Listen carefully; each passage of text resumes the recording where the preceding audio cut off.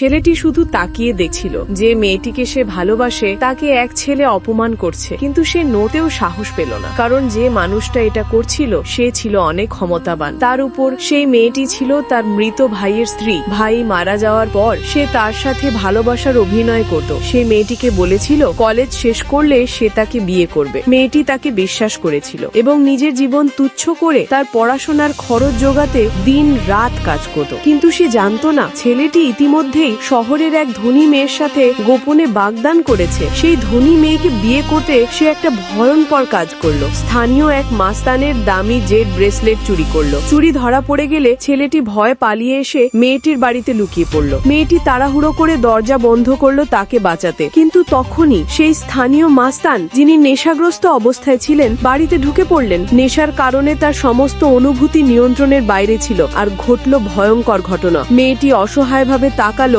বিছানার নিচে লুকিয়ে থাকা ছেলেটির দিকে। শেষ আশায় ভেবেছিল সে তাকে রক্ষা করবে, কিন্তু সে দেখলো ছেলেটি ভয়ে কাঁপছে, আরো লুকিয়ে পড়ার চেষ্টা করছে। সেই মুহূর্তে তার শেষ আশাটাও ভেঙে গেল। সে লড়াই ছেড়ে দিল আর অন্ধকার তাকে গ্রাস করলো। পরের দিন সকালে মাস্তান ছেলেটি যখন স্বাভাবিক হলেন, চারপাশের অবস্থা আর রক্ত দেখে আফসোসে ভেঙে পড়লেন। তিনি প্রতিশ্রুতি দিলেন সবটার দায় তিনি নেবেন। ছেলেটি তখন বিছানার নিচ থেকে বেরিয়ে এলো। মেয়েটি আর সহ্য করতে পারলো না, তাকে জোরে চড় মারলো। ছেলেটি হাঁটু গেড়ে কাঁদতে লাগলো, বলল সে মাস্তান ছেলেটির বিপক্ষে যেতে পারবে না। নিজেকে বারবার থাপড় মারতে লাগলো। মেয়েটির রাগ ক্লান্তিতে মিশে গেল। শেষে সে তাকে ক্ষমা করে দিল আর বলল সে আবারও টোফু বিক্রি করবে, টাকা জমিয়ে তার পড়াশোনা চালিয়ে যাবে। এই কথা শুনে ছেলেটি খুশিতে ফেটে পড়ল। ওদিকে মাস্তান ছেলেটি আর হারানো ব্রেসলেটের খোঁজ করলেন না। সে শহরের দোকান ঘুরে মেয়েটিকে খুঁজতে লাগলেন। মনে মনে ঠিক করলেন তাকেই তার স্ত্রী করবেন। কিন্তু যখন তিনি তার টোফুর দোকানে পৌঁছলেন, দেখলেন চারপাশে লোকজন জড়ো হয়ে তাকে অপমান করছে।